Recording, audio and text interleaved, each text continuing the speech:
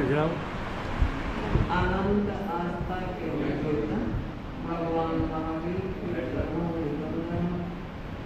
आनंद शक्ति के स्वरूप महाप्राण उसके गुरुदेव के चरणों में वंदना। सनातन धर्म ग्रंथ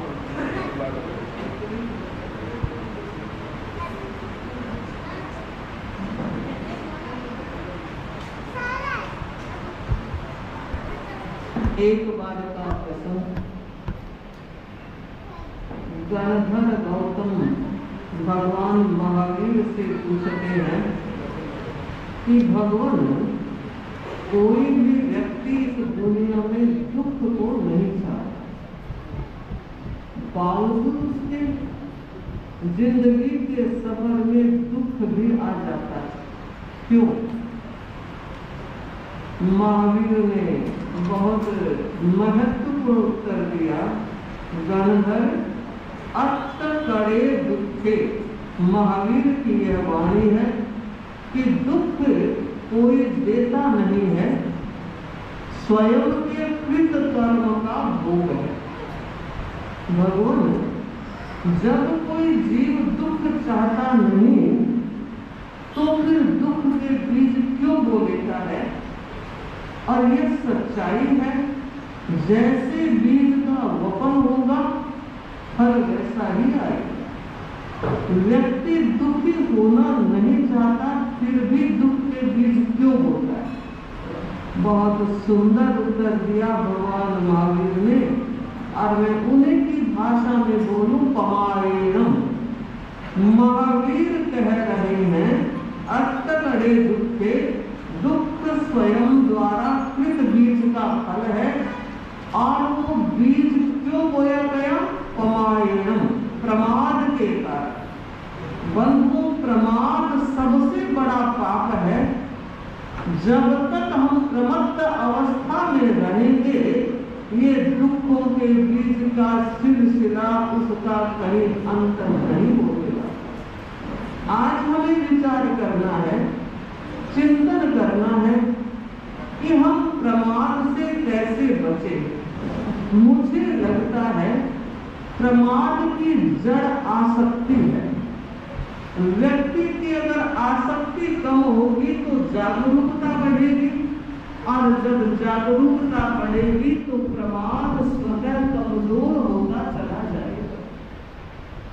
दिन के 24 घंटे होते हैं, अगर कोई व्यक्ति 2, 4, 5 घंटे अध्यात्म में लगाता है तो परिवार कहने लगते हैं, अरे बाबा ही बन जाता, घर में काम नहीं है क्या?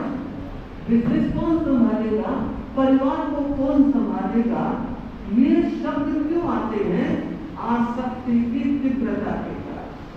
अगर व्यक्ति आसक्ति को कम करता है तो मुझे लगता है मुक्ति को वो नजदीक करता है। एक संत का आगमन हुआ, गांव में अच्छी रौनक लगी, और परिसर प्रवचन में आज जैसी रही। एक व्यक्ति संतों के पास आकर कहता है कि गुरुजी, हमारे गांव में एक सेठ है, ना तो खुद धर्म कथा में आता है और ना ही उसके काम करने वालों को अन्न देता है। ना आए, यहाँ तक तो अपनी रुचि है। संत भीखन जी ने, आचार्य भिक्षु ने कहा है, धर्म बल प्रयोग से नहीं होता, हृदय परिवर्तन होगा तो धर्म होगा। खुद न करे, लेकिन दूसरों को भी करने इसलिए नहीं देता कि तुम धर्म कर्म करोगे, संत महात्माओं के जाओगे तो घर का काम बाकी रह जाएगा, बिगड़ जाएगा। संतों की कथा का समय 9 से 10 बजे। उस सेठ ने 50 मुनीम काम करते थे, लंबा चौड़ा व्यापार था। उन सबको हिदायत दे दी, 9 से 10 मैं मीटिंग लूंगा, उसके बाद काम पे लगना। एक भी बंदा चला न जाए। जब उन बंदों ने ये बात सुनी तो कहा अपने यार से कि तुम रोज जाते हो महात्मा हनुमान जी को कहो कि किसी न किसी तरह सेठ को समझा दे, मात्र 1 घंटा छुट्टी दे दे, हम भी कथा सुनना चाहते हैं, आनंदित होना चाहते हैं। तो उस व्यक्ति ने कहा, महाराज आप किसी तरह उस व्यक्ति को समझा दे तो काम हो जाए। प्रवचन के बाद, कथा के बाद संतों ने कहा चलते। उस व्यक्ति के यहाँ पहुंचे तो देखा बाकायदा मीटिंग लगी हुई है, सेठ जी आराम से गद्दे पर बैठे और विदाई के निर्देश दे रहे। जैसे ही सामने देखा कि संत आए हैं, मैं बिल्कुल सामने हूँ सबसे, आप पहले हमें दिखाई देगा कि कौन आ रहा। तो संत दरवाजे पर के तो खड़ा हुआ, हाथ जोड़े, व्यवहारिक था, और अपने एक भाई को कहा कि जाओ संत आए हैं, और जो पीछे मुनि जी बैठे थे उनको कहा जाओ संतों को रसोई घर में ले जाओ, भी भिक्षा के लिए आए होंगे। संत ने कहा नहीं, मुझे रोटी नहीं चाहिए, मैं भिक्षा के लिए नहीं आया। तो गुरुजी कोई बीमार है, दवा चाहिए, और कहा जाओ दवा वाले को ले जाओ, नहीं चाहिए दवा। तो सर्दी का टाइम है, कोई सोल बोल चाहिए, बहुत बड़ी दुकान है, ले चलो, नहीं चाहिए। तब कि मैं तो सेठ आज तुम्हें दर्शन देने आया। जवाब सुनिए, सेठ कह रहा है कि महाराज बहुत बड़ी खुशी की बात है, आप रोज ही दर्शन देते रहे, मुझे आने के लिए टाइम नहीं, आप कृपा करना। कि नहीं, रोज रोज तो हम भी नहीं आएंगे, हमारे पास कहाँ टाइम है। आज तुमसे 2 बात करने आए हैं। तुम अपने लोगों को 9 से 10 मीटिंग लेते हो, मैं ये कहने आया हूं तुम आओ तो अच्छी बात है, वरना 9 से 10 उनको तो आने। अब सामने आमने शर्म भी आती है, तो मुनि मुका का कल से चले जाना, मैं 10 बजे के बाद उन लोगों को बुलाऊंगा। खुश हो गए, हमारा काम तो हो गया। तो संत ने पूछा कि तुम कथा नहीं सुनते, धर्म ध्यान नहीं करते, यहाँ से जाने के बाद आगे कहाँ जाना चाहोगे? कि महाराज सच बताऊं, मैं तो सीधा मुक्ति में जाना चाहता, इधर उधर नहीं, सीधा मुक्ति चाहता। तो कहा हकीकत कि बिल्कुल सच बोल रहा हूं, मैं तो सीधी मुक्ति ही पसंद करूं। तो संत ने कहा तब एक काम कर, चल हम अभी तेरी मुक्ति करवा देते। खिसक गए, हिल गए, अरे बाप जी अभी तो रहने दो। क्यों भाई? कि एक बड़ा काम बाकी, बस मेरे पड़पोता हो जाए, पोते की बहू का पूरा समय चल रहा है, पड़पोते को देख लूं फिर मुक्ति करवा देना। ठीक है भाई। संतों का वही गांव कई बार आ गया होगा, रास्ते में था, दूसरी बार आए और संत गए उसके घर, पूछा भाई सेठ कहाँ है? कि बाप जी ऊपर चला गया। अरे कब? पड़पोते को देख लिया? नहीं, जिस दिन पड़पोता हुआ सेठ का 12वां दिन। संत ज्ञान से जानते थे सेठ गया कहां। देखिए वो सेठ उसी घर में बैल बन करके खड़ा। संतों ने कहा कि भाई तुम्हारे बैल से 2 बात कर ले, कि बात से कर लो, हमें क्या फर्क पड़ेगा। तो संत उसके कान में कहते हैं सेठ अब तो मुक्ति करवा दूं। सिर हिलाए, क्यों? अब तो पड़पोते वाली बात नहीं है। कि नहीं, अभी तिल की सीजन आ रही है और टाबलों के तेल का व्यापार, अगर कोई दूसरा बैल होगा तो इतना काम नहीं करेगा, मैं बस एक सीजन में पूरा तेल निकलवा दूं फिर मुक्ति करवा दूं। वो भी काम हो गया।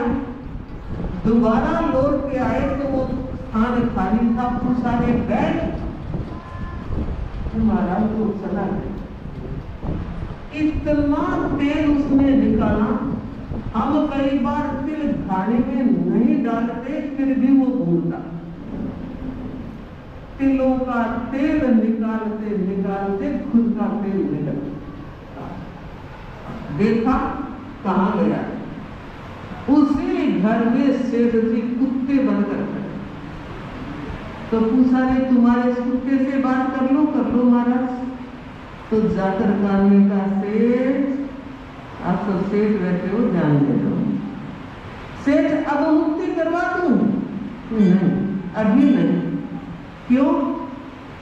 कि बाबूजी जब मैं जिंदा था चारों बेटे साथ थे, पोते साथ थे। अब मेरे जाने के कुछ ही दिन बाद सारे अलग हो गए। बेटे मेरे बहुत होशियार थे, सबने अपना काम संभाल लिया, अच्छा व्यापार बढ़ाया है, मुझे बड़ी खुशी है। और जब बेटे की बहुओं की तरफ देखता हूं तो मेरे 3 बड़े बेटों की बहुओं ने घर संभाल लिया है, मगर छुटकी कमजोर। छोटी वाली इतनी नींद लेती है कि रात के समय अगर कोई उसके पलक उठाकर ले जाए तो नींद नहीं खुलती। मैं पूरी रात चौकीदारी करता। बस छोटे बेटे की बहू थोड़ी समझदार हो जाए, फिर आप आना और मुक्ति करवा दें। चले गए संत। चौथी बार जब आए तब कुत्ता भी नहीं। संतों ने पूछा, रे भाई वो कुत्ता कहाँ गया?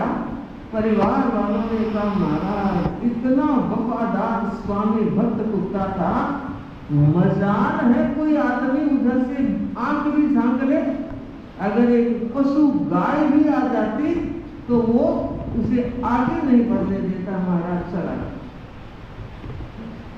आगे देखा, वो ही सेठ का जीव उसी घर की नाली में मेंढक बन गए। संत को लगा, वाह आसक्ति कहां से कहां व्यक्ति की आत्मा को पहुंचा देती है। पर संगी था। मेंढक संगी भी होते हैं, मेंढक असंगी भी होते हैं। ये संगी था और संतों ने उस मेंढक के पास जाकर कहा, सेठ बड़ा अच्छा लगता, मुझे सेठ कहा जा रहा है, अब तो मुक्ति करवा दूं, अब तो पड़पोते वाली बात नहीं, तेल वाली बात नहीं, चौकीदारी भी खत्म हो गई है, अब क्या करते हो, अब तो आओ। वो क्या जवाब देता है, महाराज आपको हाथ धोकर मेरे पीछे पड़ गए, मुक्ति करवा दो, मुक्ति करवा दो, मुक्ति करवा दो। नहीं चाहिए मुझे मुक्ति, मैं तो इसी नाली में रहूंगा। वो कहकर सोचे, विचार करें, चिंतन करें कि किस तरह से हमारी आत्मा जब तक आसक्ति के मकर जाल में फंसी रहती है, अपना नुकसान करती रहती है। तो मैं कामना करूं, भावना भाऊं, आप और हम सब इस आसक्ति के जाल से ऊपर उठने का प्रयास करें, और जो ऊपर उठना चाहते हैं तन से, मन से, भाव से, वचन से उसे सहयोग दे, प्रेरणा दे। भाई जितना धर्म तुम कर सकते हो धर्म करो, करनी करो, करनी ही फलवान बनती है। अच्छी करनी करोगे तो अच्छा आरोगोगे, और करनी अच्छी नहीं होगी तो फल भी अच्छे नहीं होंगे। इसलिए भगवान महावीर की इस वाणी को हमें याद रखना है कि हम प्रमाद से बचने का प्रयास करें। आसक्ति कहूं, ममता कहूं, माया कहूं, मोह कहूं, ये सारे ही मोह राजा के रूप हैं। बस ये जितना हल्का होगा आत्मा का उतना ही उत्थान अभ्युदय होगा। और हम चलते हैं। जैसा कि आपको ज्ञात है, आज एक कार्यशाला का समायोजन हो रहा है, और इंटरनेशनल स्पीकर कहूँ भाई आलोक दुर्गढ़, जो आज के कार्यक्रम में अपने विषय पर प्रस्तुति देने वाले हैं। क्या अविद्या नामन्तस्तिमिरा मिहिरद्वीपनगिरे